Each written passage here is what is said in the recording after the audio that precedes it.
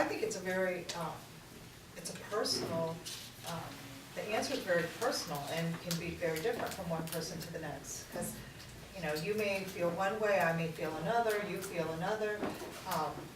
My mom was born in Uruguay, I was born in Uruguay, she was born here, but I feel she is, I say, somos Uruguayas, you know, I include her with me.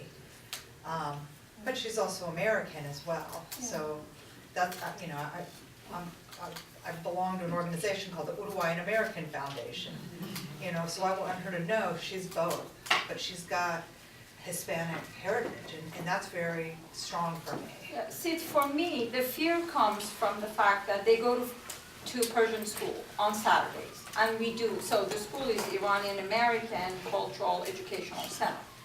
And so my children right now, they feel 50-50, which is appropriate. They feel, you know, they're American, but they have huge Iran, you know, Persian association, and so they're combo. But at some point, I feel a tilt comes where they can feel like, oh, well, I'm closer to the Iranians because I'm Iranian, or I'm closer to my American friends because I'm American, and I just don't want them to tilt one way or another, because in essence, you know, what closer than your parents, and we are Iranians. But at the same time, the roots is here. I feel like I have done them a disfavor if I say, you are Iranian. They can't even survive in Iran for a day, so why would I call them Iranian? Well, I would say, just to add to what she just said, I actually agree. I think it's a very personal decision. I don't think it's one answer to that. Like, for instance, with my daughter, she'll tell you in a heartbeat. She's never left this country, although she complains every time I leave without her. She'll tell you in a heartbeat she's Ugandan. She was born here, but I've always told her you're Ugandan, and been very strong in teaching her about the culture. She does the dances, she knows the music. I think the same as you know, both of her parents are Ugandan, her family's Ugandan. So she understands that, you know, she's here in America, but she's been begging me to go back to Uganda forever. So I think part of it is how you, how do you create that desire for your children to want to maintain their culture and go back and visit their roots and, you know, teach their children. I think that does start at a young age, but again, it's a personal thing, and even with the children, you can't guarantee they're going to maintain what you teach them. You can only do the best you can as a parent. I was going to say that as a teacher and also a parent of children who are now getting ready to pick their own college, not the college I want them to go to. Okay, so that's a culture thing too, and so it's incredibly personal, and all the parts of it have to do with many different things, political things, sometimes all kinds of cultural things, but ultimately you are not responsible because they are going to choose it. You know? And then even having twins, it wouldn't be surprising if one had one identity and another had another.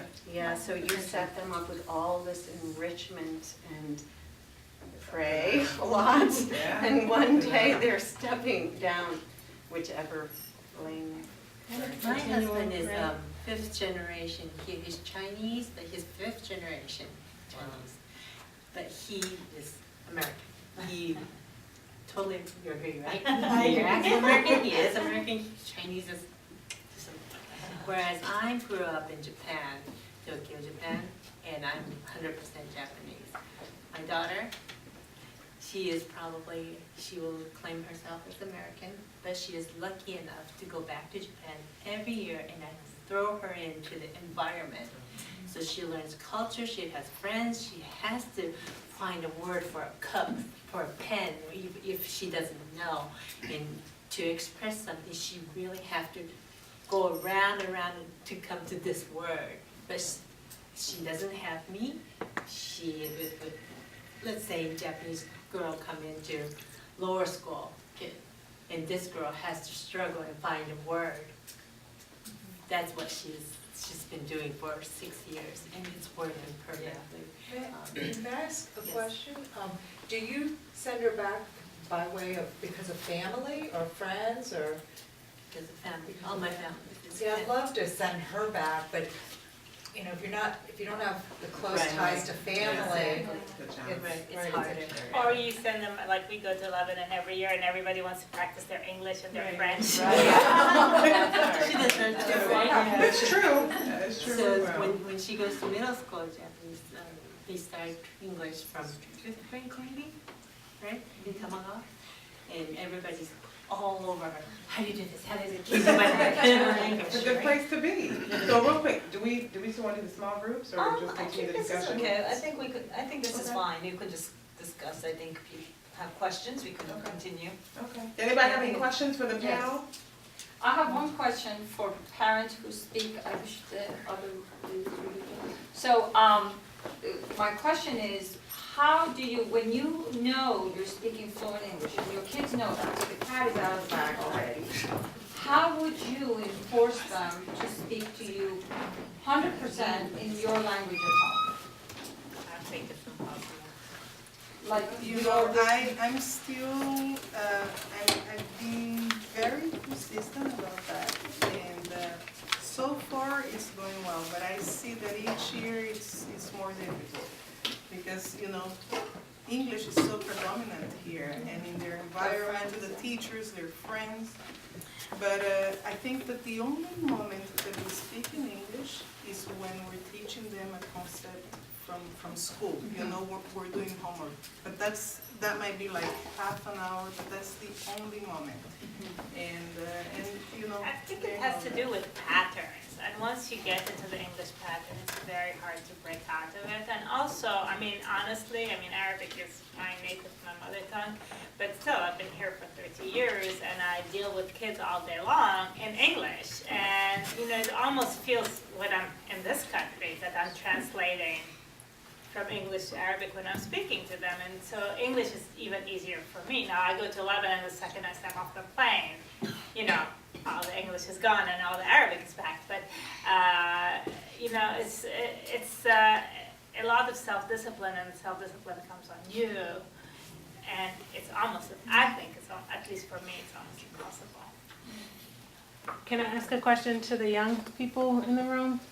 What do you feel like has worked that your parents have done, or that the schools that you are, your Saturday academies or what have you, what is it that you love about studying the languages that you're studying?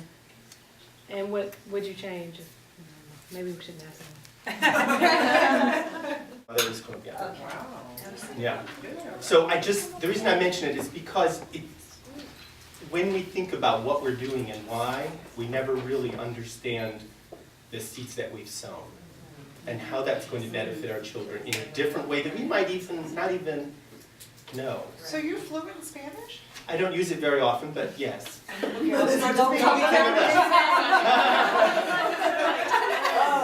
to say that, but yes. Okay, well, pick up and drop off. And actually, with my own children, I don't speak in English with them. No, not usually. Because I was married to an American, their mother, who was American, and who didn't speak any Spanish. And I think the most exciting piece with my own children is that they both speak Spanish to me, but with their significant others, they only speak English, because neither of them speak Spanish. So it's this weird dynamic. So, you know, we're having a dinner time conversation. Our rule is only English, because it's not fair. I feel very strongly that, you know, we won't. But if it's just the two of us or the three of us, you know, that's very different. Or we also text, and I realized that I picked up my phone the other day, and it also dawned on me that those of you who use a different language as your first language, I mean, my phone is coded in Spanish. The dates are in Spanish, the messages are in Spanish. When my text messages come in, they come in Spanish. Not because I did program it that way, but that's precisely the way that I read it the most quickly. I can't believe I've been here 3 years and I think we're all like, we've been holding out.